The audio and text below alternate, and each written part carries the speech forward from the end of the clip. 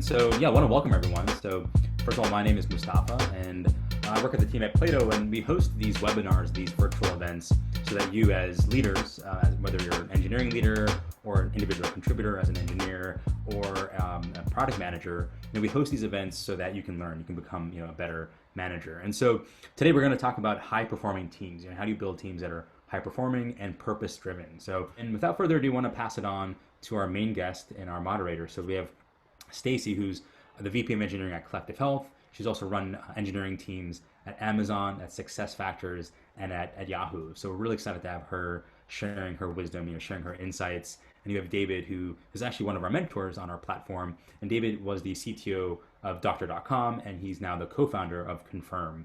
So yeah, we're again super excited to have them. I'm gonna hand it over to them. So they'll be talking for a few minutes, and then they'll start getting questions or answering questions from you all. So definitely use the Q&A feature. We have already, I think, over 12, 13 questions. So definitely upvote questions so we know what you want to hear about. And let's now pass it on. David, love to hand over the baton to you. Thank you, Mustafa. Well, hello, everyone. Thank you for attending. And Stacie, it's lovely to meet you. Yeah, good to meet you too, David. Yeah, and I've heard a lot of great things. And so, looking to dive right in. So as folks have questions, again, put them in the Q&A feature at the bottom. You see the Q&A button, click on it. You can upvote other people's questions as well. And so, just to kick things off before we go straight into the questions, I'd love to hear a little bit more about your professional background. So, you've worked on at so many great companies doing so many interesting things. So feel free to share kind of the highlights that you'd like to share with the group. Sure. So in terms of background, currently at Collective Health, but before that was at Amazon working on Alexa. So a little bit of consumer there and, personal digital assistants, voice interface, super interesting. And then right before that, a early stage startup working on a medical device. So kind of went from super small, like a handful of people, to super big with Amazon. And for me, Collective Health is a really nice Goldilocks, very much like right in the middle of the two, as well as healthcare, super interesting space, particularly right now. I didn't anticipate that it would be so topical, but it is. And for me, the kind of going to a mission-based company was a pretty big deal in terms of where I was at and what I was looking for, kind of what I was looking to add my experience, bring my experience and skills to. That was really appealing to me. And it goes right down into like when folks ask, okay, so Collective Health, what do you do? It starts with our mission statement. It's a we believe statement, not a this is what we do, is how you kick off. It's really around we believe in that folks should be able to access and pay for their healthcare. It should be simple, it should be transparent, which is one of the more interesting things around healthcare, and it should be easy to do, right? We shouldn't have to struggle to figure out how do we get the best care given the healthcare that we have. So that's been really interesting. And then of course, how do we do that? And that's where our tech comes into play. And so we are building an enterprise grade platform for companies to then be able to provide better care to their employees. And so for me, that really resonates. And one thing that I find is really nice being in a mission-based company is that everyone's very, very committed to what we're about. And the tagline is, here to fix healthcare is what we often say to each other and really resonates for us. And it actually bleeds through into how we work together. So. That's excellent. When you mentioned medical devices and then also, Amazon and Alexa, I imagine that you have perspective on kind of the hardware / physical goods versus software and like the different cultures. And some folks who've only spent their entire career in software or only spent their entire career in hardware, right, probably don't have that perspective. You want to share maybe some color perspective on the differences? Yeah, actually, before that medical device company, I had been mostly just software, pure software. And so that was a real eye opener into one, kind of what does software do in a lot of these products? Like once you get into the physical world, then you really start to see where software brings a value. And it really is the glue in between our physical and virtual world. And so when you look at it that way, you're like, wow, this thing really does need to understand users and what they're trying to do.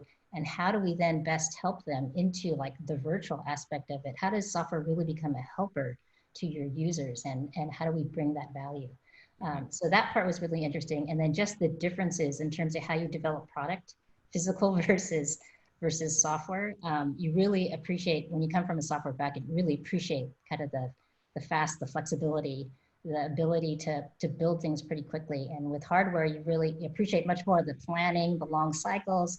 You commit and you're like, that's it. Like we can't quickly change that out. You got to really know what you're doing. And so that's where you do see that difference in kind of a little bit of discipline and a little bit of the emphasis in your planning and how you need to make adjustments. It's a little bit different mindset, but you do start to appreciate better kind of the world you live in when you see someone else's world. Totally. Yeah.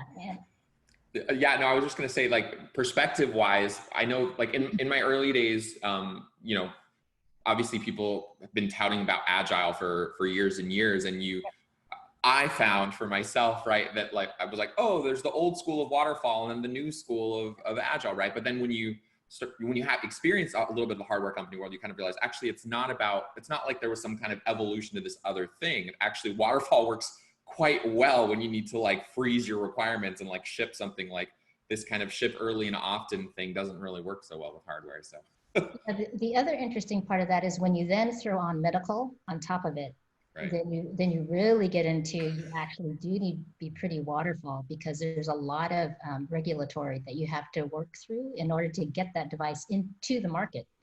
And you can't really move fast and break things when it like when lives are on the line. Exactly. Right?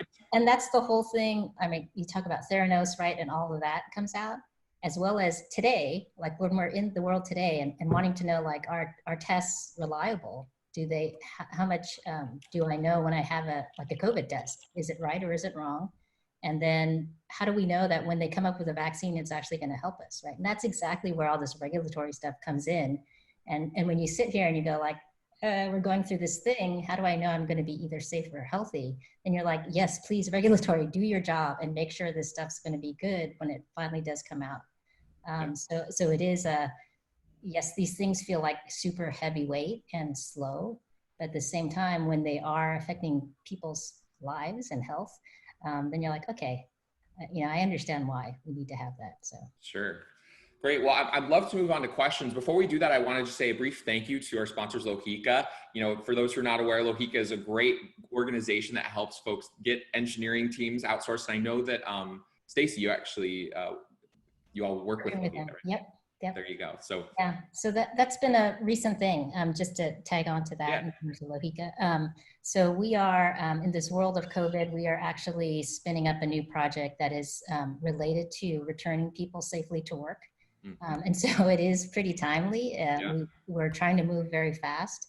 And so it is like, even from my experience working in early stage startups to bigger companies, there are times when you do need to move really fast in terms of building a team. And that's where an outsourced company like Lojika can be really useful. And of course, there's always a range of those types of companies. Our experience has been really fantastic with Lojika, so I will say that. Excellent. All right, so diving in, kind of reminding folks, the core topic is high performing and purpose driven teams, and of course, people upvote other stuff, so be it. But the first question here is actually quite relevant. So Mark's asked, as a leader, what's your advice for key ways you can personally impact team performance as opposed to organization or process? Personally, so I would say there's a couple of different ways, right? And for me, like, what do I do as a leader? And I'm not in the day-to-day of the team. Like, if I'm doing my job, I'm actually not, right? If I'm doing my job, I've given everyone the right direction and then empowering them or unblocking them so that they can do their jobs as best they can, whatever way that needs to take shape and form. But for me, personally, one of the things that I can do to help my team, especially in the beginning, is really set, like, this is the vision, this is the thing that we're trying to hit. And making that really clear, because if I then set my team off to go do and basically work as autonomously as they can to decide what's the best way to get that thing. If I've done my job in identifying what is that thing they need to hit, then they're good. And we don't have to be checking in every single day, right? So that's one of the things, being very clear on what is the thing we're trying to hit. And then the other thing that I do like to do, especially when it's like a really urgent or fast-paced thing that we need to do, is offering a word of support and just making it clear to everyone, like, I am here to support you. This is going to be, this could go really well, and there's going to be parts that's going to be really bumpy, and we may actually face challenges. Like, there may be some parts that don't go well, but let me tell all of you that I'm here to support you in that, and give everyone kind of that freedom to be able to go off and do their jobs as they need to, that they've got some backing in me, and that if they hit blockers, like, don't be afraid, either say this thing is not going well, or I'm seeing a problem, because it's when we don't have that open communication that things start to slow down. And so that's one of the things I do, is trying to make sure there's very open, that people know that it's okay to raise those questions, raise those concerns. The earlier we get it, the better. And so that's one of the things I try to do, to just kind of free up that communication and that ability for people to really plug themselves in and dive into what they need to do, that they can feel both safe and supported. Yeah. So I hear, words like empowering, unblocking, support, and I imagine particularly for early engineering managers who are still kind of figuring things out, right? They came from a world of like, they are in control of everything and all of the things in front of them, right? Now moving to this world where, I mean, theoretically they could maintain that, but then they might be seen as a micromanager or not perceived quite as well, right? That, the idea of like empowering or unblocking or supporting, like that's a personal thing that you can do. It's like, some people might go into this being like, that's not me actually doing stuff. I feel like I'm not doing anything, So that's kind of the soft part. And then there's also mechanical, right? There's actual practical things that you also need to do to support your team correctly, right? And it's not just, oh, go off and do the thing and come back when it's done. It's also, how do I make sure that that we are as a team checking in, so that I'm verifying that everything's going the way it should be. And if I do need to interject, that I am doing that as needed, because sometimes a team does need that help as well. And so there's mechanics around, we have check-in periods, do we have milestones, like, let's make sure, ask the questions so that the right thinking is happening within the team, and then really being that kind of backstop of, are we doing all those right things? Because when you're in deep, right, sometimes you're not taking that step back and thinking, okay, do I have a plan? Do I have a plan B? What happens if this or that? What is the point where I need to know that it's going good or bad? And do we have decision points? So I also do that kind of that again, support system, but more in a concrete way of making sure that I am helping them to check and stay basically healthy, is what I'm trying to do, is keep a project healthy. And through that, and even trying to get an idea of, will there be blockers? Are there things that will become red in that project down the road if we're not addressing them up front? So also trying to do that for my teams. Right. So it's kind of like, as everybody has their heads down, there's a set of things that they won't see simply because their heads are down. Yeah. So being that person who has the head up, that can see those red box and plan, like that is something you're doing personally. That is something that requires actual action from you. It's not just kind of herding cats, so to speak. It's actually like making sure the cats get fed, Exactly. There you go. Very, very cool. All right, moving on question-wise, what are the qualities of a highly effective engineering leader that you would be looking out for when you think about hiring engineering leaders yourself? Yeah, so that's a great question. And that also plays into the previous one around, how do you set up your teams correctly? Right. So it's one thing to say to a team, okay, go do it. But if you haven't kind of put that team together correctly, then, you haven't also done your job.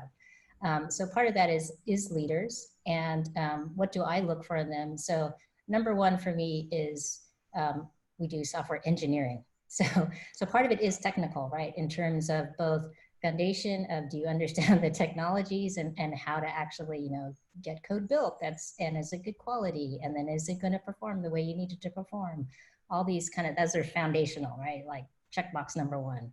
And then number two is, do you have experience either leading or being involved in this type of project, whether it's size, complexity, type of software or hardware, whatever it is, right? Do you have some experience to draw on to help you? So I'm not just throwing you into the water with absolutely no idea what you're getting into. And then the third thing is, do you have that, can you lead at that higher level? So for your team, are you looking out for your team? Do you understand how to kind of look around corners, start to anticipate what that is? And that's really where that range of experience as a leader comes in. Like early, you might not, you'd be more kind of looking at the day-to-day and that kind of really tactical execution. And more experience, then you're probably able to look at a higher level. And so that's what I start to look at as I look at more senior leaders. Makes sense. So your technical expertise is kind of the core foundation, and then, you know, just experience leading and experience relevant to the domain, the scope, like kind of whatever is relevant to what you're looking to hire for. And then sort of, and that looking up while other folks are looking down, anticipating things. And the word that comes to my mind when I hear that is pattern matching, you know, in terms of like, if you've experienced 5 versions of like this thing, you go, oh, like I can anticipate that Z is probably going to happen, you know, more likely than X, because 5 out of 5 times that I've experienced this exact same situation, that's what's happened. And so you kind of like see what's coming. Yeah, and it can take on different forms, right? It can be a technical thing. It can be a product thing, like a user interface thing. It can also be like I've dealt with partners before. I know that this part goes south. Or it can be like any kind of dimension, but it often helps once your leaders should be able to start to anticipate those things. And that's really where it helps, because it helps your team get out of the reactive of just, oh crap, we landed in this thing, to, oh, okay, this may be an area that if I start to put attention to it now, I'm going to keep that path clear and not actually let my team run into a blocker. Yeah. So that's where. It makes sense. I'm just anticipating, even though this isn't actually posed here, that there are probably people who've heard this and then kind of think to themselves, crap, how do I get better at these things, right? And then you have the catch-22 of I don't have experience, so how do I get experience? I don't know if you have any advice or thoughts or recommendations in that regard. Yeah, and it really is just opportunity. And so that's where your management, like your support around you, you do need to, that's where they make a difference. And so the question is are your boss, is your leadership, is this type of organization that actually looks to grow people and give them opportunities? Because there's no way to get experience until you have that chance. Totally. And so the idea is, if you've got the right, boss leader, that they can support you through that learning. That is key, right? If you don't have the support through the learning, that could be super painful, both for you and for the team. And you really, responsibility for your team should come first. And so you want to make sure you're taking them through whatever it is that you're doing successfully. But that support is really needed. And is it an environment that allows you to have those opportunities? Because that's the only way you grow, right? Because you need to be leading bigger projects. You need to be entering into more ambiguous things. That's how we grow as leaders, is to be able to handle bigger things that are less defined.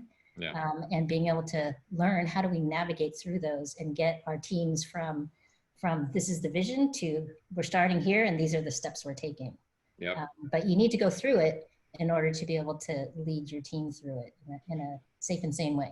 Sure. Well, opportunity seems like such a topical thing, just as we actually think about like the greater sphere of right, challenges as they relate to race and representation, and that opportunity itself is not equally distributed, right? So for folks who are leadership folks that are listening, like worth keeping in mind, right, that if opportunity is the means through which people develop this kind of thing, that there needs to be some kind of equity to be able to enable people who don't historically have these opportunities, or who might not otherwise be thought to have been given these opportunities, to proactively think about, like, where can I distribute my opportunities? Where, have I been mindlessly giving out opportunities without thinking about it? Opportunities are things that leaders give, right? We have to be mindful of that. Yeah. And that's why it is, when you look at, like when you join a company or when you're joining a team, that's why it is really important to understand what type of leader, what type of boss am I going to be putting myself into? Is that the right thing and place for me? Right. And part of that is also just, for yourself, how do I evaluate, like, is this going to be a good boss, bad boss for me? Because this is, right, we go through interview process, it's the same thing. You need to evaluate, is this the right person? For me, one of the things I figured out early on in my career, maybe too late, was when you can sense that someone feels very comfortable in their role and kind of where they're at, they're more likely to be generous with you. It's when you do see those leaders that are like, you know, scraping to get to that next level, they're the ones that are probably going to be less generous. It's the ones who you can sense they feel very comfortable. They're very good with themselves and where they are at. They're the ones that are going to be like, okay, let's give you this, let's give you that. They're gonna be very much more generous with their knowledge and with their time and space for you. So speaking of pattern matching, it sounds like you've definitely identified a clear pattern here. So Yeah. that's great. So well, I love that we're talking about this again, given that it's so topical. I'm going to continue on with the questions, given how many that we have. How do you work with external engineering teams? I know that we kind of briefly touched on that. And how do you measure them in terms of team extension and high performance? Because, you know, measuring a team that's internal versus external, it probably wants to do that. Yep. It's actually, for me, I don't look at it that differently. Because if you've got an external team, part of the success is, do you notice they're an external team? Or do they feel like an extension of your own team? When they feel like an extension of your own team, you're winning. You've done a great job. Because then everything flows correctly, right? The communication channels flow correctly. They know what they're working on. It's not like you're treating them differently. It's not like you have to say, they can only work on this because of that, right? You actually have freedom to be able to use them in a way that you would use your own team. You know that they have the knowledge about your area, your product, and that you can trust them to do that work for you, right? In the time and the way that they're committed to it. And so for me, it's one of the things that I'm looking for is how well integrated is that team with the rest of my team? How well are they working?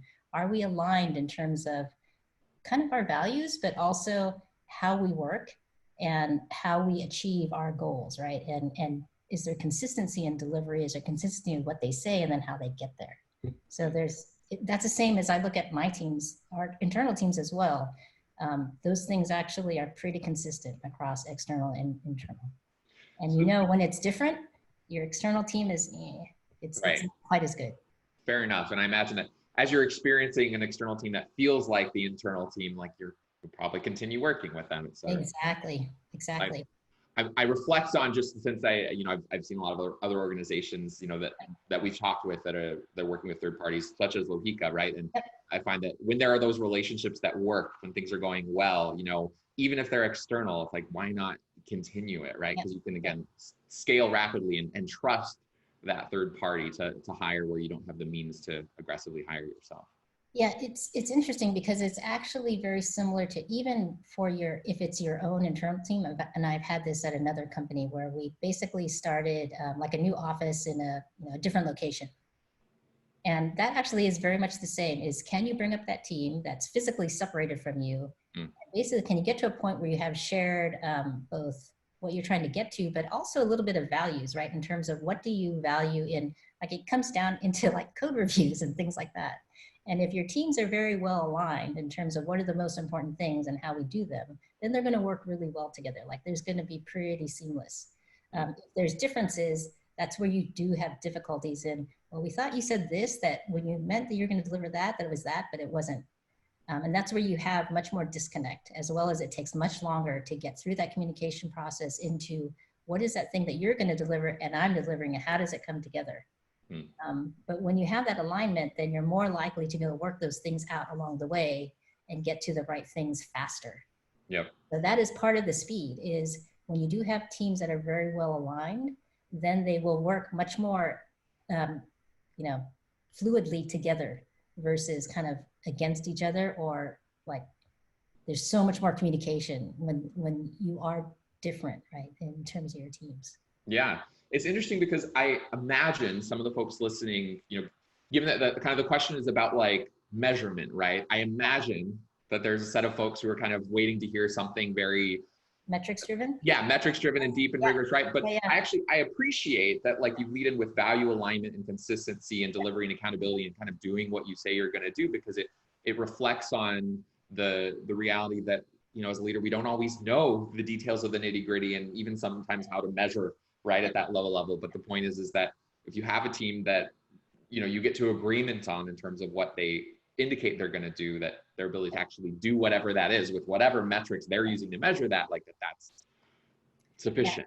Yeah. But your metrics should follow, right? It shouldn't be different. So you should be able to both measure your own team and their team in terms of similar things, in terms of, we said it was going to take us this long, and it's simple things, right? In terms of, starts with estimation. It says we were going to take this long to do this thing. Okay, did you hit it? How good were you at actually predicting what you were going to do? And then how did that come out quality-wise? Did we have a lot of bugs? Did we go through extra QA cycles? Were there unexpected things that happened along the way? Was the design doc that we saw at the beginning, did that actually play out, or were there things that were missed in the middle? And so those are all the harder metrics that we all look at within our own teams and should also do with an external team, right? Any team that you've got, it's kind of the same. So I always assume that those are, again, right, health. For me, I'm looking for health in my teams, and are those things all looking pretty good and healthy? Are they normal, or do we have a team that's always late, or doesn't like to estimate, or can't predict, or has a really hard time predicting how long it's going to take them to do something? So those are, to me, always flags. Very interesting. I appreciate that again, that you lead in with kind of the more qualitative cultural elements and alignment elements before kind of going into the hard metrics, but acknowledge that both are values, kind of sounds like what you're saying. For sure. Great. So moving on, what are some tactics or strategies that you've had success with to increase your engineering and or product team's velocity? Yep. So one of the things, and this is pretty recent in terms of, so always have, we work with product, we work with design, right? Like this is pretty typical kind of environment with engineering.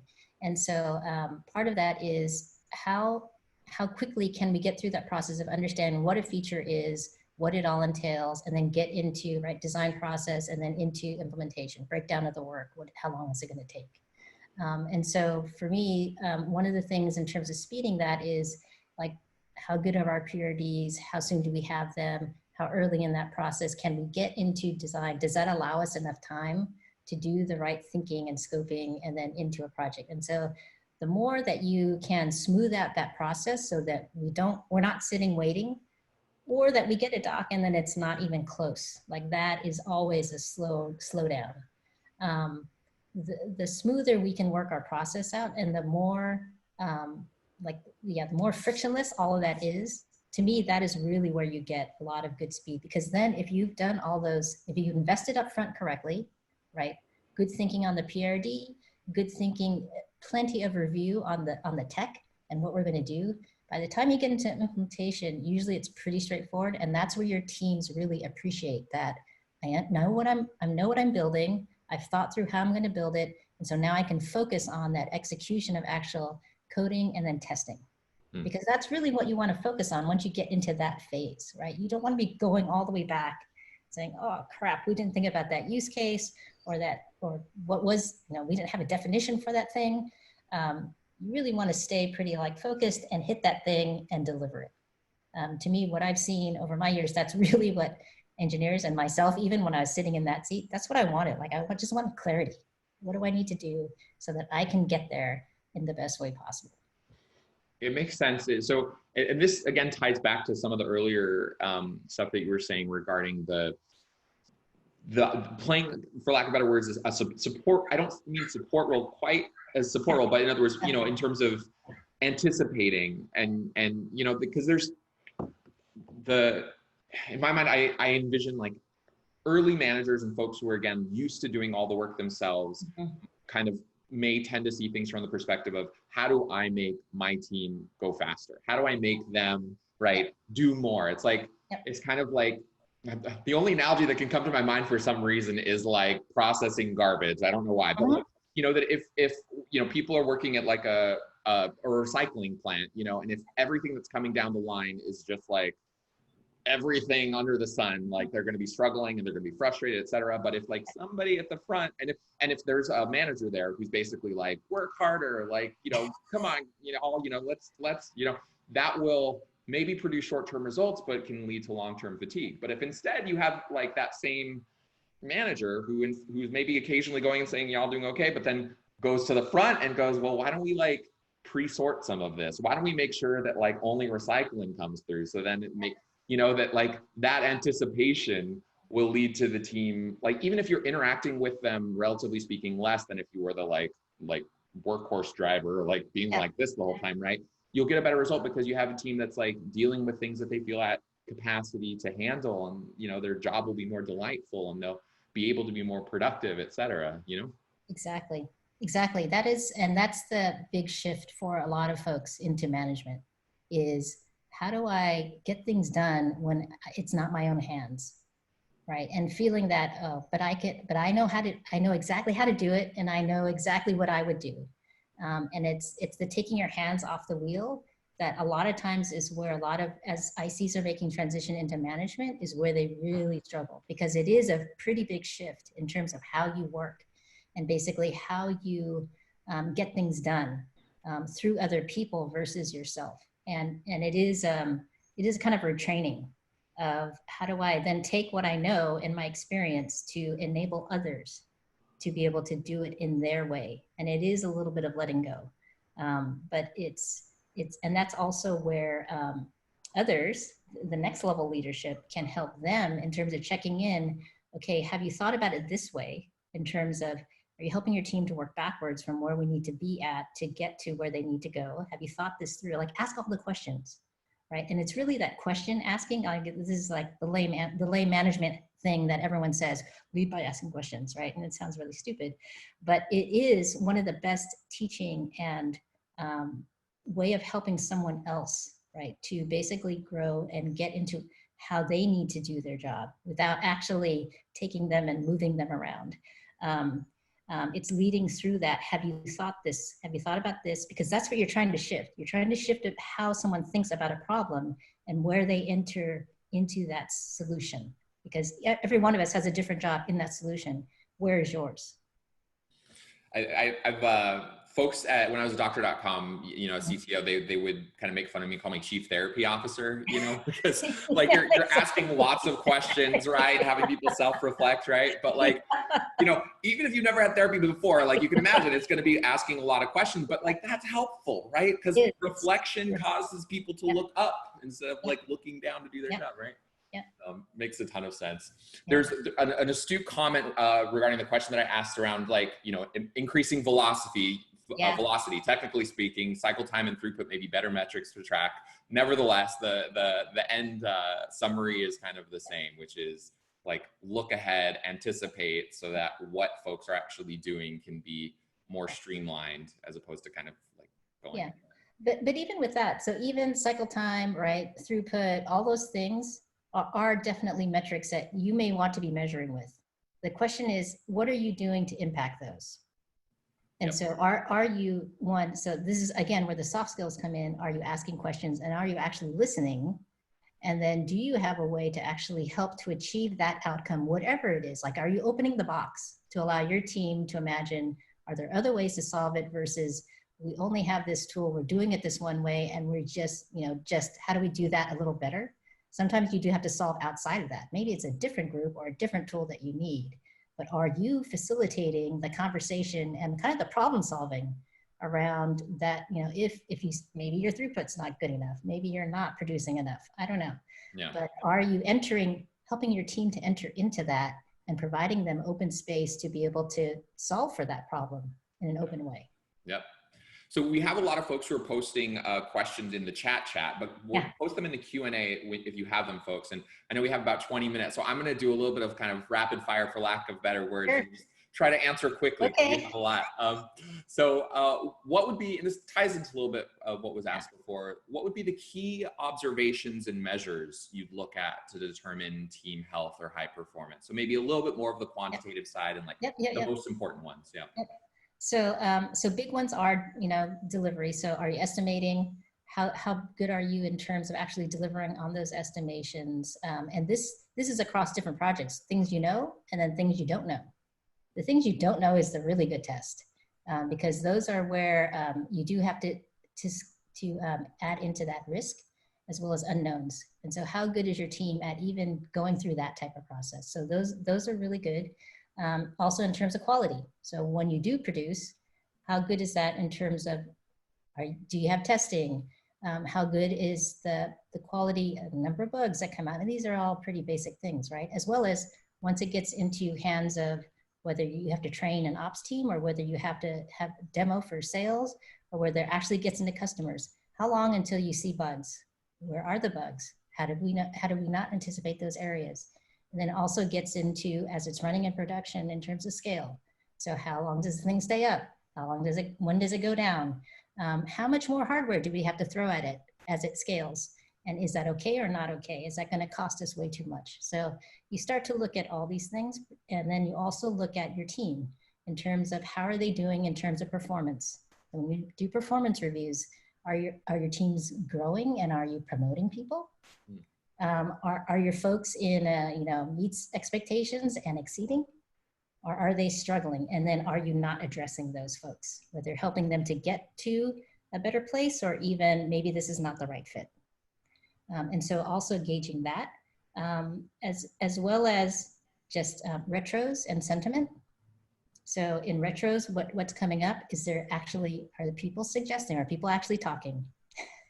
You'd be amazed how much that is actually a really good signal on how healthy is your team. And then also, are people volunteering? Are they plugging into your culture? Are they volunteering for things? Do they feel invested in where they're at and what they're doing? Are they suggesting things for your product? These are all the signals, right? That sometimes soft signals, sometimes very hard signals in terms of actual product and performance and like quality of deliverable. Yep. And I imagine some of these soft signals you can translate into sort of harder signals so that you can quantify them, measure them, put them on graphs, right? So great, this is great. Moving on, how important as a VP of engineering is it to have hands-on experience with the code base and have a background as an engineer? Yeah, so I would say background as an engineer is, that's one that I find it super hard to not. So I have this term that I use even with engineering managers is I don't want someone that's a one-legged manager. I don't want someone that has to rely on an IC for technical questions. Like you should be able to dive into either a problem or a product and be able to help your team to be able to navigate through that. And can you coach and can you manage? So you do have to be able to have that ability to coach folks in whatever it is, coding or testing or whatever it is that your ICs need to be able to do. So I do believe that you need to have some understanding of your team. And that means spend some time sitting in, living in their shoes because there is value in understanding that perspective.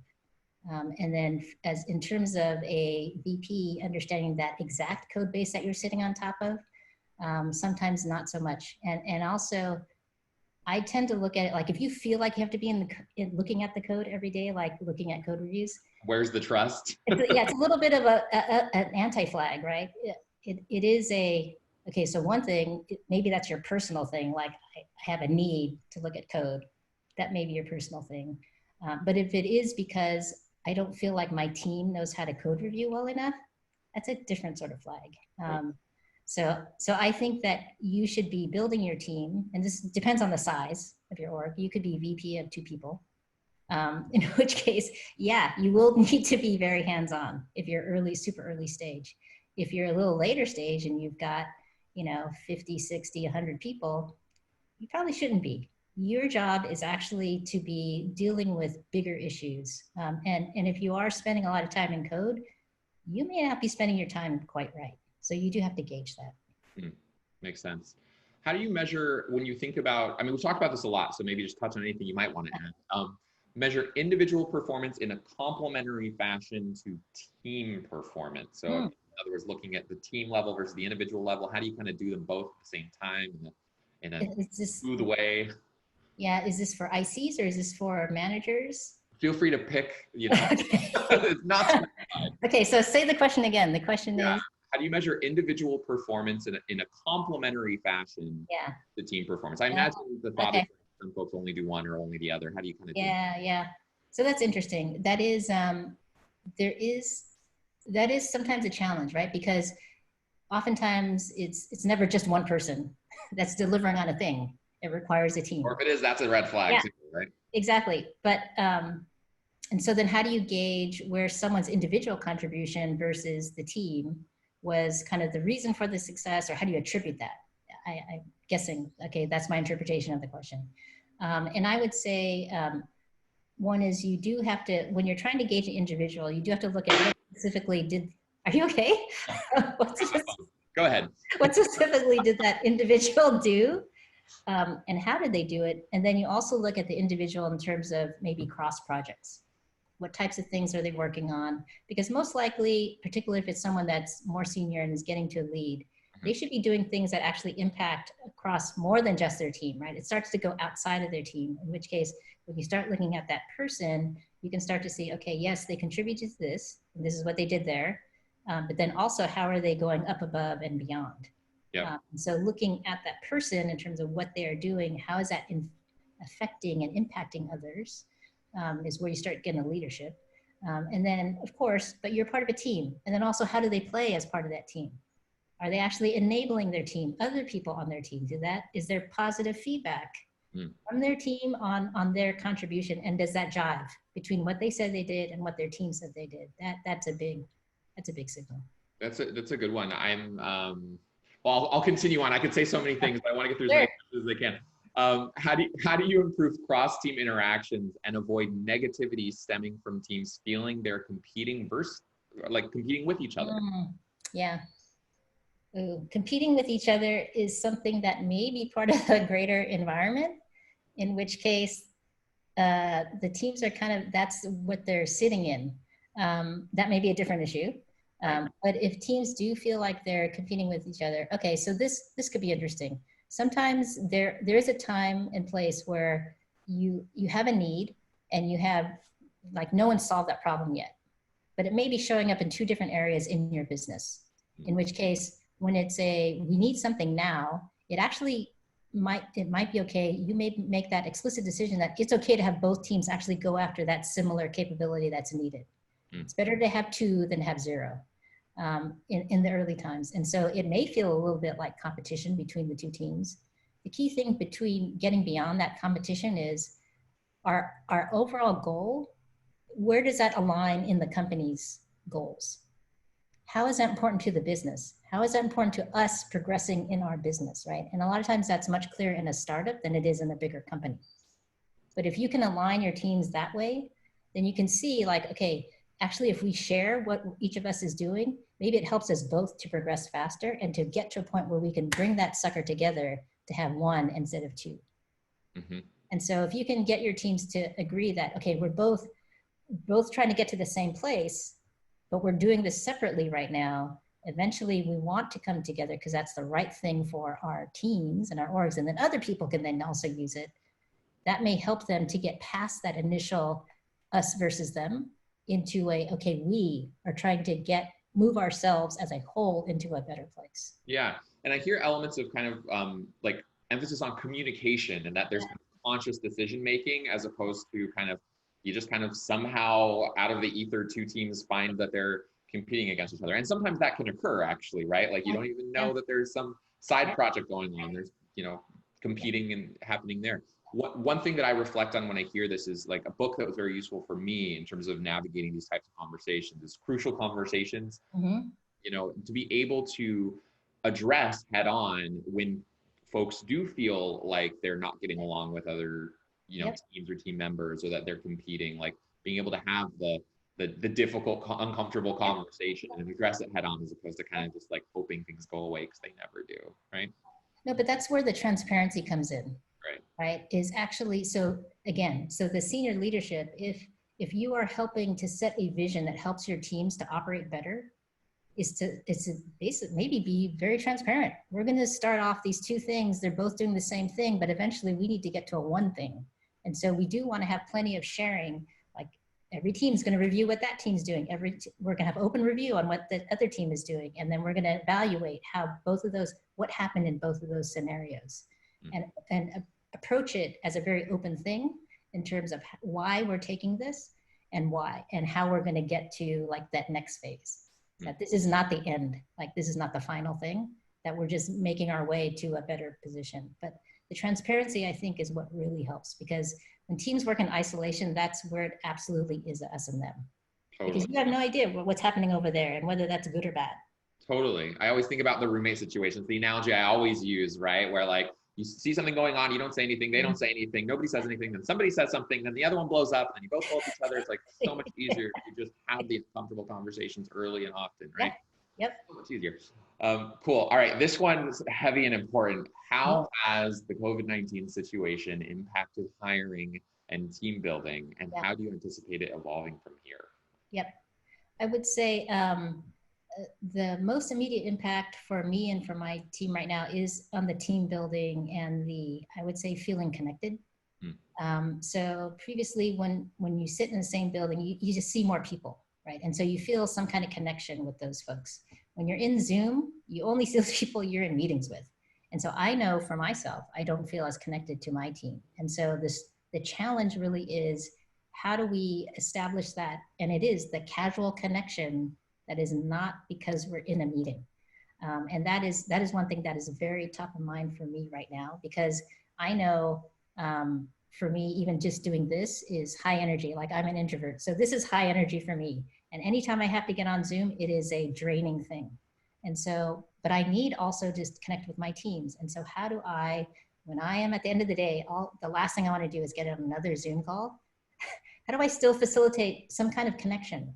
And so that is something we are, my leads, we are trying to figure out, how do we do that in a way that for those who do have energy and want to and feel the need to connect, how do we enable that without like making it yet another, like for those who are tired and who do need to disconnect, they can disconnect, but allow opportunities for us to connect, because we need that, right? We need those relationships in order to be able to work well together and to feel like we belong to a team, and we feel like we belong to a mission. And so it is a challenge in this time.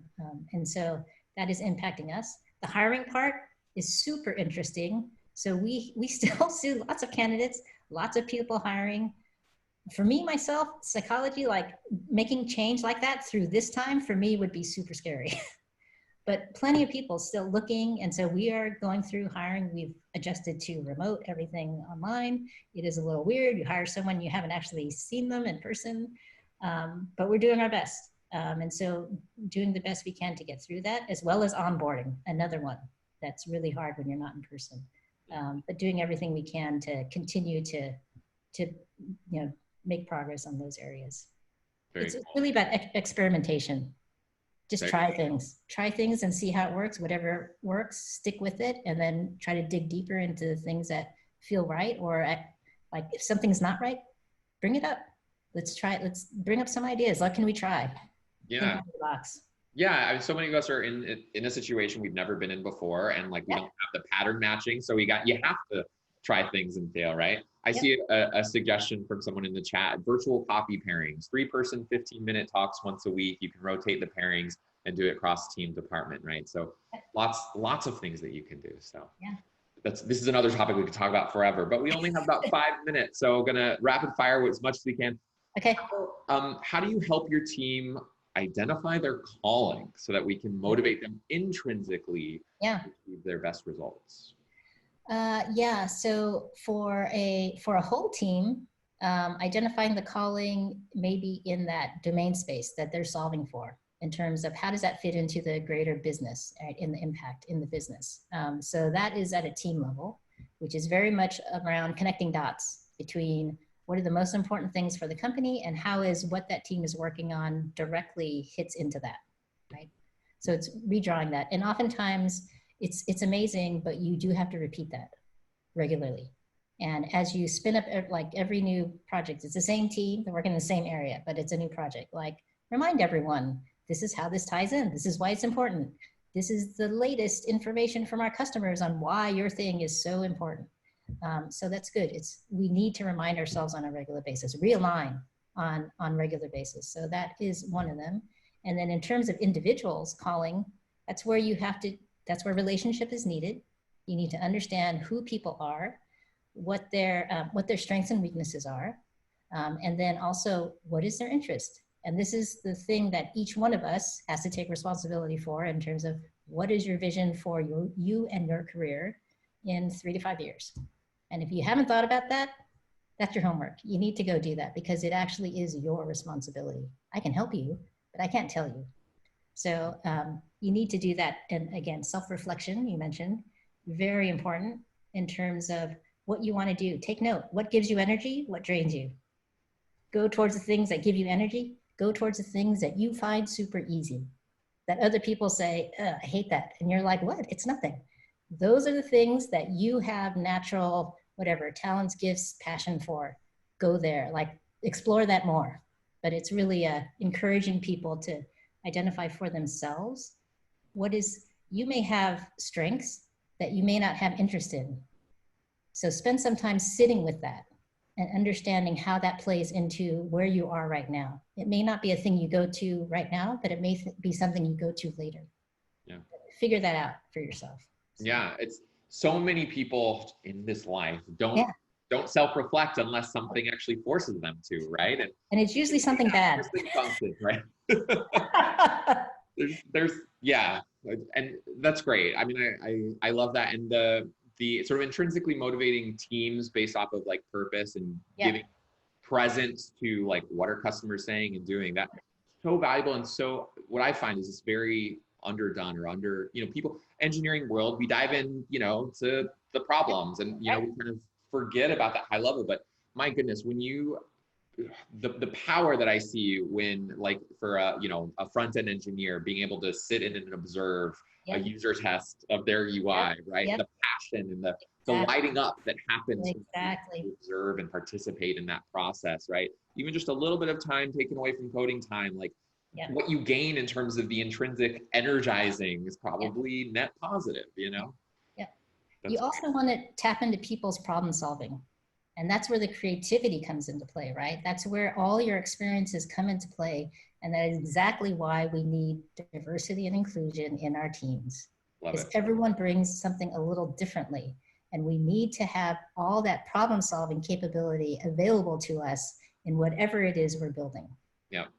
And also there's a lot of, and we only have one more minute, but I like to chime in of a very fascinating study that came out of Carnegie Mellon a little while ago about gender representation in teams, and like basically long story short of the study, the punchline is that, and I say this a lot, but majority women teams are actually intelligence-wise perform higher than any other combination, half, like 100, 0, 0, 100, et cetera. So I mentioned that, but then also like all of the things that folks from a different background, whether they be racial, ethnic, et cetera, they see a set of things that those who don't have that background do not see. And so it's just like, when we're talking about like your job as a manager is to look up and see beyond, like you have to be mindful that like, if you're experiencing, privilege, or if there are things that you don't see because you've only lived one life, like you need the help of other perspectives to help guide you, right?